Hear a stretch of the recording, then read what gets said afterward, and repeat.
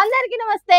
రాజకీయం, cinema, గమ్మతి ఇచ్చంత్రాలు, viral అవుతున్న వీడియోలు ఇట్లా తీర్తి వార్తలతో మైక్ ముచ్చలు తయారుగున్నాయి. చలో సుషేదం పాండే. అంతకంటే మొదలు హెడ్లైన్స్. ప్రచారం చేస్తున్న మల్లన్న బీఆర్ఎస్కే ఓటేస్తాంలే అన్న. పెంటకుప్ప లెక్క మారిన రహదారులు, ఇబ్బందులు పడుతున్న వాహనదారులు. ఆత్మశాంతి కూడగాలే అప్పుడే రాజకీయం. దొంగేడు పనుకుంటా తీస్తున్నారట గెలికి కయ్యం. కుర్చీలో కూర్చొని కరుగుడ్లు పెద్ద చేసి చూస్తున్న ఎంఆర్ఓ లంచం కొంచెం కొంచెం తీసుకునేటట్టు లేడు కదా. అమాంతం 6 లక్షలు అడిగిండట ఓ సామాన్య రైతును. హాగో అవి ఇయ్యలేక గిట్ల ఎంఆర్ఓ ఆఫీస్ కు పెట్రోల్ పట్టుకొని వచ్చి మీద పోసుకొని కూర్చున్నాడు. ఇక ఆఫీసర్లు మాత్రం నిర్లక్ష్యానికే సిగ్గు అనిపించేటట్టు చూసుకుంటున్నారు తప్ప మీకు న్యాయం చేస్తామని అంటలేరు. సిద్ధు అనే 30 ఏండ్ల యువ రైతు తనకు భూదాన్ ద్వారా ఇచ్చిన భూమి చుట్టూ కంచె వేసుకునే పర్మిషన్ కోసము ఎంఆర్ఓ చుట్టూ తిరిగిండట. అమాయకుని తీరుగున్నాడు, అడిగినంత ఇస్తాడని 6 లక్షలు డిమాండ్ చేసిండట. అంతేకాదు పెద్ద పెద్ద ప్రైవేట్ కంపెనీ వాళ్ళకి కట్టబెట్టే ఉపాయం చేస్తున్నాడట. అందుకే భూమి లేకుండా మాకు బువ్వలేదు అన్నట్టు ఆఫీస్ ముందటికి ఆలి పిల్లలతో వచ్చి జీవి తీసుకుంటామని మొత్తుకున్నారు. ఇంతగానం కుతుకెలు వంగ మొత్తుకున్నా మేము న్యాయం చేస్తామని ఒక్కరు అంటలేరు. ఇంత అన్యాయం ఉంటుందా చెప్పుండ్రి? ఇంత నిర్లక్ష్యం ఉంటుందా? బీదోని కాల కింది భూమికి రక్షణ ఇయ్యాల్సిన సర్కార్ ఆఫీసర్లే పెద్ద పెద్దోళ్ళతో కుమ్మక్కైతే అమాయకులు ఏం కావాలి, ఎట్లా బతకాలి? ఈ కుట్ర జరిగింది మేడ్చల్ మల్కాజ్గిరి జిల్లా దుండిగల్లుండే సిద్ధు అనే రైతు మీద. ఏందో ఏమో ఈ సర్కార్ ఆఫీసర్లు చేయబట్టి రైతన్నలకు కంటి మీద కునుకు లేకుండా అవుతున్నది. సిగ్గు లేదా అనే జీడిగింజ అంటే నాకేం సిగ్గు, నల్లగానే ఉంటి కదా అన్నదట. ఆగో గట్లనే ఉన్నాయట దేశాన్ని ముంచి బయట దేశాలలో బరిదేగించి తిరుగుతున్న విజయ్ మాల్యా మాటలు. మన దేశం బ్యాంకుల తీరు సిగ్గుచేటు ఉన్నదని నికార్సైన నీతి మంత్రులు తీరుగా చెప్తున్నాడు. అప్పు కట్టనందుకు మాల్యా ఆస్తులు జప్తు చేసి వాటిని అమ్మే వేలమేషో రికవరీ చేసిండ్రు. అయితే ఆ వివరాలు విడుదల చేయక దాచిపెట్టి దగ చేస్తున్నదని అంటున్నాడు. సెంటర్ పైసల మంత్రి 14,100 కోట్లను రికవరీ చేసినామని చెప్పింది. కానీ బ్యాంకులు మాత్రం ఆ వివరాలు విడుదల చేస్తలేదు. అంతేకాదు నేను తీసుకున్న అప్పు కంటే ఎక్కువ నా ఆస్తుల జప్తే చేసిండ్రు. కింగ్ ఫిషర్ విమానాల మీద తీసుకున్న అప్పుకు డబల్ ట్రిబుల్ ఇంకింత ఎక్కువనే తీసుకున్నారు. అవి వివరాలు బయట పెట్టేదానికి భారతీయ బ్యాంకులకు ఎందుకు ధైర్యం సరిపోతలేదు? ఇట్లా చెప్పకపోవడు సిగ్గు చేయటాన్ని కోపానికి వస్తున్నాడు. సరే దేశం బ్యాంకులను పంగనామాలు పెట్టి బయట దేశాలలో జల్సాలు చేస్తున్నాడు కావచ్చు, కానీ బ్యాంకులు ఎంత రికవరీ చేసింది చెప్పాలి కదా. అందుకే కర్ణాటక కోర్టుల కేసు కూడా వేసిండు. ఎంత తీసుకున్నారు, ఏమేమి తీసుకున్నారు అనే బ్యాంకు స్టేట్మెంట్లు ఇవ్వాలి అని డిమాండ్ చేస్తున్నాడు. మరి వాడు దేశం ఇడిచి దేశంలో ఉన్న బ్యాంకులను నిట్ట నిలువున ముంచి బయట దేశాలకు పోతే వానికి స్టేట్మెంట్లు ఎందుకు ఇవ్వాలి? వాడేమన్నా సొక్కం పూసనా అన్నట్టు బ్యాంకులు చూస్తున్నాయా అనేది మనకు తెలియదు. కానీ అప్పుడు అప్పిచ్చి ఆదుకున్న బ్యాంకులు అనేది ఇచ్చినట్టు చేస్తున్నాడు. చూడాలి దానికి మన బ్యాంకులు ఏసోంటి కౌంటర్లు ఇస్తాయో.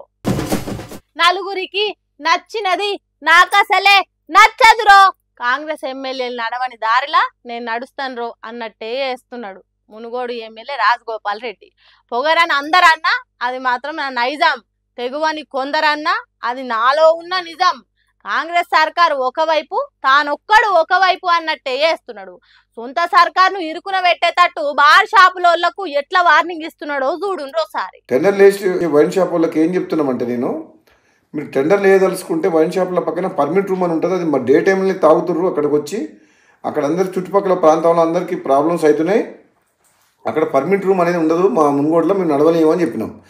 అలౌ చేయను. నేను ఎమ్మెల్యేగా ఉన్నంత వరకు ప్రజల ప్రాణాలు, ప్రజల ఆరోగ్యమే నాకు ఇంపడి తప్పితే ప్రజల జీవితాలతో ఆడుకునే ఎవరు ఏ పని చేసినా ఎట్టి పరిస్థితుల్లో ఒప్పుకునే ప్రసక్తే లేదు. అంతే చూస్తుంటేమో తమాషాలు చేస్తున్నారు ఈ వైన్ షాప్ వాళ్ళు. ఇప్పటికే 2 ఏళ్ళు అవుతున్నది మంత్రి పదవి నాకు ఇయ్యకుండా ఆగం చేయబట్టి. సారీ అది కాదు, 2 ఏళ్ళు అవుతున్నది వైన్ షాప్లలో పర్మిట్ రూములు పెట్టి ఆగం చేయబట్టి. నాకు పదవులు ముఖ్యం కాదు, ప్రజల ప్రాణాలే ముఖ్యం. కాబట్టి నాకు మంత్రి పదవి ఇచ్చి తీరాలి. కాదు కాదు కాదు కాదు సిట్టింగ్ రూమ్లకు పర్మిషన్ ఇవ్వద్దు, బెల్ట్ షాపులు బంద్ పెట్టాలి అన్నట్టు ఫోన్ల టెండర్లు వేసే వైన్ షాప్ల వాళ్ళకి చెప్తున్నాడు. ఇంకేం చెప్తున్నాడు అనేది మీరేనుండ్రి. ప్లస్ మళ్ళీ వీళ్ళందరూ వైన్ షాపులు అందరూ కలిసి సిండికేట్ అవుతుండ్రు. సిండికేట్ అవ్వడం వల్ల ఏమవుతుంది, రేటు పెంచి అమ్ముతుండ్రు, డూప్లికేట్ అమ్ముతుండ్రు. వేరే మండలాలు, వేరే నియోజకవర్గాలు, వేరే జిల్లా వాళ్ళు ఇక్కడ పార్టిసిపేట్ చేయొద్దు. వైన్ షాప్ లొకేషన్స్ కూడా తప్పున్నాయి. టౌన్లో సెంటర్లో పబ్లిక్ ప్లేసెస్లో పెట్టిండ్రు, అది ఊరు బయట పెట్టాలి వైన్ షాప్. అసలు తప్పకుండా ఈ మునుగోడుతో పాటు తెలంగాణ రాష్ట్రంలో ఈ ఎక్సైజ్ పాలసీని సమీక్షించి ఈ ప్రజల ఆరోగ్యం ఖరాబ్ చేసేది కాదు, ప్రజల ఆరోగ్యం మెరుగుపరిచే విధంగా మనం ఏ విధంగా ప్రభుత్వం పనిచేయాలనో ఆలోచన చేయాలని చెప్పి కూడా ప్రభుత్వం దృష్టికి తీసుకుపోతాను తప్పకుండా. సర్కార్ దృష్టికి తీసుకుపోవాలి.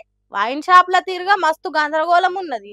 పర్మిట్ రూములు సిటీలల్లా మండల సెంటర్లలో ఇచ్చుడు ఏంది గవన్నీ అడగాలి. మొత్తం మద్యం పాలసీనే మార్చాలి అన్నట్టు కోపం చేస్తున్నాడు రాజగోపాల్ రెడ్డి సారు. వాజీబే, కరెక్టే, 100% నిజమే. కానీ ఇదే ముచ్చట 2 ఏళ్ల కిందనే కాంగ్రెస్ సర్కార్ని అడగాల్సింది. ఇప్పుడు అడుగుతున్నాడు రాజగోపాల్ రెడ్డి సార్. అంటే మంత్రి పదవి ఇయ్యనందుకే గిట్ల చేస్తున్నాడు. సర్కార్ను సాదే మందు దుకాణాలను బంద్ పెట్టిస్తే సీఎం రేవంత్ రెడ్డి దిగొస్తాడు, మంత్రి పదవి ఇస్తాడు అన్నట్టు చేస్తున్నాడు అనే అనుమానం తెలంగాణ జనానికి వస్తున్నది. కాబట్టి ఎట్లాగో రాజగోపాల్ రెడ్డి తనకు పదవుల మీద ఆశ లేదని పదే పదే అనుడు కాదు, తన ఎమ్మెల్యే పదవికి రాజీనామా చేసి కాంగ్రెస్ పార్టీ మీద కొట్లాడితే ఇంకింత మంచిగా ఉండని అంటున్నారు రాజగోపాల్ రెడ్డి మాటలు విన్న తెలంగాణ జనాలు. ఇంటికి పెద్ద దిక్కు జీవిడిచిపోతే ఎంత ధైర్యంగా ఉన్నోళ్ళకైనా దుఃఖం తన్నుకొస్తుంది.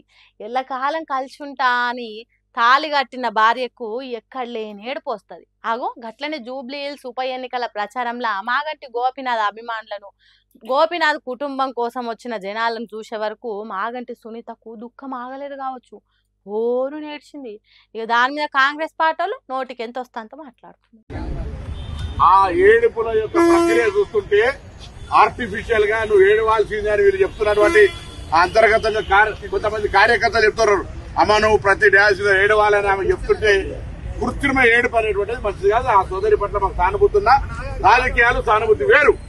వేదికల మీద రాజకీయ ప్రసంగాల మధ్య కన్నీళ్లు పెట్టుకొని సానుభూతి ఓట్లు సంపాదించాలనే ప్రయత్నం చేస్తున్నాం. ఇంకా కన్నీళ్లు పెట్టుకొని ఒకరు ఓదారుతుంటే ఒక ఈ డ్రామా అంతా కూడా సినిమాలో చూసినట్టు అనిపిస్తా ఉంది. చూసిండ్రా, మంత్రి పొన్నం ప్రభాకర్ కు సునీత ఏడుపు డ్రామా తిరగా అనిపించిందట. కావాలనే కొందరు బీఆర్ఎస్ పార్టీలు ఏడవాలని చెప్తున్నారట. రాజకీయాలు వేరు, ఏడుపులు వేరు అని దాన్ని దీన్ని ఒక తిరగని చూడొద్దు అంటున్నాడు. అట్లనే ఇంకో మంత్రి తుమ్మల నాగేశ్వరరావు మాట్లాడుకుంటా ఒక ఆడ కూతురు కన్యలను కూడా వాళ్ళు వదిలిపెట్టేటట్లు లేరు. వాటి ద్వారా కూడా మళ్ళీ అధికారం పొంది ఈ రాష్ట్రాన్ని గతంలో దోచుకున్నటువంటి తీరుగానే మళ్ళీ దోచుకోవటానికి ప్రయత్నం చేస్తున్నారు. ఇక దీని మీద బీఆర్ఎస్ పార్టీలకు ఫుల్ బీపీ పెరిగింది. ఒక ఆడబిడ్డ కన్నీళ్ళు పెట్టుకుంటుంటే దాన్ని కూడా రాజకీయం చేస్తారా, గివేం పాలిటిక్స్ అన్నట్టు పటపట పండ్లు కొరికినంత పని చేసిండ్రు. కాలికి దెబ్బ తగిలిన ఒక కూతురు కుంటుకుంటూ మా నాన్న ఆశయాలని మధ్యలో ఆగిపోయొద్దు, మా అమ్మ ఆశయాలను నెరవేరుస్తుందని చెప్పి ఒక బిడ్డ తిరుగుతుంది. కుడి పక్క కొడుకు, ఒక పక్క బిడ్డ తల్లిని ఓదార్స్తుంటే ఆ ఓదార్చే ఏడుపుని నువ్వు యాక్షన్ అంటే ఆమె చనిపోయినప్పుడు ఎంత బాధపడ్డదో ఇవాళ నువ్వు అంటే ఆమెకు అంతకన్నా బాధతో కుమిలిపోతా ఉంది. అయ్యో నా భర్త చనిపోయి నేను బాధపడితే నా ఏడుపుని కూడా యాక్షన్ అంటున్నారు వీళ్ళు, అది ఎవరో కాదు మా కులపల్లె అంటున్నారు అని చెప్పి పుంగిపోతా ఉంది ఆమె. వెంటనే క్షమాపణలు చెప్పాలి. ఇక ఈ తిరగ కాంగ్రెస్ పార్టీ లీడర్లు మాట్లాడిన మాటలను షీల్చి షెండాడిండు. కాంగ్రెస్ మంత్రులు ఇట్లుంటే పార్టీ క్యాండిడేట్ నవీన్ యాదవ్ చూడండి ఎట్లా మాట్లాడింది. ఎలక్షన్స్ అనేది 5 సంవత్సరాలకు ఒకసారి వస్తుంది, కానీ ఇది 2 సంవత్సరాలకు వచ్చిందంటే ఇది దైవ నిర్ణయం. మన గతంలో అభివృద్ధి జరిగిందా అన్యాయం జరిగిందా అనేది మీ అందరికి తెలుసు. ఇన్నరా, నవీన్ యాదవ్ ఎమ్మెల్యేను చేసేదానికి దేవుడు తీసుకున్న నిర్ణయం ఈ ఉప ఎన్నిక అన్నట్టు ఎట్లా చెప్తున్నాడు చూడండి. గిట్లా తయారైంది కాంగ్రెస్ పార్టీలు అని జూబ్లీ పబ్లిక్ అనుకునేటట్టు చేస్తున్నారట. ఎట్లుందో చూడుండ్రి, మనిషి దూరమైందనే బాధల నుంచి పుట్టిన కన్నీళ్ళ మీద కాంగ్రెస్ పార్టీల రాజకీయము ఏందో ఏమో. అలా మాటలకు జవాబు జనం ఎట్లా చెప్తారో మనం ముందు చూడాలి. జూబ్లీ ఉప ఎన్నిక కోసం కడమ పార్టీలన్నీ చల్లగా తడిబట్టేసుకున్నాయి, కానీ బీఆర్ఎస్ పార్టీ మాత్రం స్పీడ్ చిన్నగా లేదు పోండ్రి. ఈడికే కేటీఆర్ హరీష్ రావులు వాళ్ళ స్టైల్ ప్రచారాలు షురూ చేశారు. ఇక ఇప్పుడు BRS fire brand trend setter mass Mallanna గదేనుల్లా పాలమ్మినా పూలమ్మినా కాలేజీలు పెట్టినా అన్న డైలాగ్ తోని అంతటా ఫేమస్ అయిన మల్లారెడ్డి కాక బరిలకు దిగిండు. జూబ్లీహిల్స్ నియోజకవర్గంలో ఇంటింటికి తిరిగి కాంగ్రెస్ బాకీ కార్డులు వంచిండు మల్లారెడ్డి. పనే పబ్లిక్ ని కూడా మంచిగా చేసుకోవాలనే పనిలా అగు మల్లన్న చూడుండ్రి ఆయన వస్తుండని గేట్ కాడ పిల్లగాన్ని ఎత్తుకోనున్న అయ్య సంకలకెళ్ళి తీసుకొని భుజాల మీద ఎత్తుకొని ఆడిచ్చిండు. ఇక ఫోటోకి ఫోజులు ఇచ్చినాక ఎదురొచ్చిన అందరికి చేతిలో చేయి కలిపి బీఆర్ఎస్ పార్టీనే గెలిపియాలి అని చెప్పిండు. గిట్లనే తోవ్వలు ఇంకో ఇంటికి పోయినప్పుడు వాళ్ళ ఇంట్లో కూడా ఓ చిన్న బుజ్జి ఉంటే ఎత్తుకుండు. ఆ బుడ్డది పాపం అంతమందిని చూడంగానే ఒక్కడే కీసు మనకి ఈకలు పెట్టుకుంటే ఎడవబట్టింది. అయినా సరే మల్లన్న ఆ బుజ్జిని బురదగిచ్చి ఊకోబెట్టిండు. సింగిల్ హ్యాండ్ తోని అంత పెద్ద సామ్రాజ్యాన్ని హ్యాండిల్ చేస్తుండు. ఆ సొంటిది బుడ్డ పొరలో నూకబెట్టుడు లెక్కన చెప్పుండ్రి. ఇంకా ఈడికే ఒడవలేదు ప్రచారము. ఇక సీదా కటింగ్ షాప్ లకు పోయి కుర్చీలో కూర్చున్న గీ అన్న నెత్తిని నున్నగా దూసి ట్రిమ్మర్ తోని చేసేపు గీకినట్టు కటింగ్ చేసిండు. మరి ఆయనను చూస్తే ఏమనిపించిందో గాని చెంపలు ఒకటే తిరిగి చిన్న పొరలను గుర్తగిచ్చినట్టే రాసి రాసి ఆ కటింగ్ షాప్ లో హంగామా చేసిండు. ఇట్లా జూబ్లీహిల్స్ ఉప ఎన్నికల కోసం ఇంటింటికి వాడవాడకు తిరిగి మామూలు ప్రచారం కాకుండా సందడిగా జోరుదారుగా ప్రచారం చేసిండు మల్లారెడ్డి. ఇలా మొత్తం సోషల్ మీడియాలో మల్లన్న వీడియోల గిరికలు కొట్టబట్టినాయిగా. మరి ఉప ఎన్నికల కోసం గింత స్పీడ్ పెంచిన బీఆర్ఎస్ పార్టీ ఎంత దాకా సక్సెస్ అవుతుందో, కడమ పార్టీలు ఎప్పుడు ముహూర్తం పెడతాయి అనేది ముందే చూడాలి. అమెరికా, లండన్, చైనా, జపాన్ దేశాలు డెవలప్మెంట్ ఎట్లున్నాయో ఏమో గాని మన అభివృద్ధి చెందుతున్న దేశంగానే మిగిలిపోయిన భారతదేశం అయితే ఇంకా అట్లనే ఉంది పోన్రి. అధికారులకు దేశం డెవలప్మెంట్ అంటే ఎంతో సోయుందో.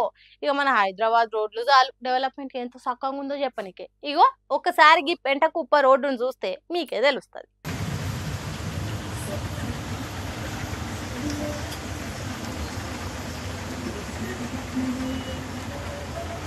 ఈ తోవంటి మనుషులు తిరుగుతుండ్రా కుక్కలు పందులు పోతాయా అంటారు కావచ్చు. ఈ రోడ్డు ఎట్లా తయారైందో చూడండి. ఒక పక్క మురికి డ్రైనేజ్ నీళ్లు, అందులోనే వాన నీళ్లు పొంగుతున్నట్టుంది. ఇంకో పక్కనేమో ఎంత వడేయొద్దన్నా గానీ తడి చెత్త పొడి చెత్త అంతా కలిపి రోడ్ల మీదనే వాడేస్తున్నారు. డంపింగ్ యార్డ్ కంటే దారుణంగా తయారైంది. కుక్కలు పందులు ఇష్టానుసారంగా తిరుగుతున్నాయి. రోడ్ల మీద రోడ్ల పొంటి చెత్త కుప్పనే తయారైంది. ఇక వచ్చి పోయేటోళ్ళు ఏం చేస్తారు? అందులోకెళ్ళి ఆఫీస్కి పోవాలి రావాలి. చదువుకునేటోళ్ళు ముక్కులు మూసుకొని రోడ్డు దాటేదాకా అలా ఊపిరితిత్తులు బంద్ పెట్టి ఊపిరి ఆపుకొని మరి పోతున్నారట. ఎన్నిసార్లు జిహెచ్ఎంసీ అధికారులకు చెప్పినా గానీ పట్టించుకునే నాదే లేదట. ఇది ఏడనో కాదు, మంది ఎక్కువ ఉండే ఏరియాలో కూడా కాదుల్లో. కూకట్పల్లి నియోజకవర్గంలో ఉన్న పర్వత్ నగర్, అల్లాపూర్ ప్రధాన రహదారుల ఈ పెంట తయారైంది అన్నట్టు. బాబ్బా ఈగలు దోమలు అన్ని ముసుకుంటుండొచ్చు కదా పోన్రి. ఆ దోమలు గడిచి డెంగ్యూ అని మలేరియా అని అడ్డమైన రోగాలు అందుకుంటాయి. ఇంకేమైనా కొత్త రోగాలు చుట్టుకుంటాయి కావచ్చు అక్కడ జనాలకు. పాపం జర జిహెచ్ఎంసీ అధికారులన్నా ఆ చదువుకునే పోరగాళ్ళ ముఖం చూసన్న సాపు చేస్తే కాదా. చూడుండ్రి ఆ బురదలనే ఎట్లా ట్రాఫిక్ జామ్ అయిందో. ముంగట బండి పోతే ఎనుకున్నోళ్ళ బట్టలు ట్రాక్టర్ డ్రైవర్ లెక్క అవుతాయి కావచ్చు బురద గుట్టి. ఏడ చూడు మొత్తం బురద చెత్తనే. వాన కొడితే ఇంకెంత దారుణంగా తయారవుతుందో చూస్తుంటేనే జివ్వ మనబట్టింది పానం. మరి అక్కడ తిరిగే పబ్లిక్ ఎట్లా తిరుగుతున్నారో ఏమో. వెంటనే జరగి చెత్తను సాఫ్ చేసి ఇంత బ్లీచింగ్ పౌడర్ జల్లురు సార్లు. చూసారానిలా నేను పట్టుకొచ్చిన ముచ్చట్లు ఎట్లని ఇంకెన్ని ముచ్చట్లతోటి మళ్ళా కలుద్దాం. అప్పటిదాకా చూస్తూనే ఉండరు మైక్ టీవ్ ముచ్చట్లు.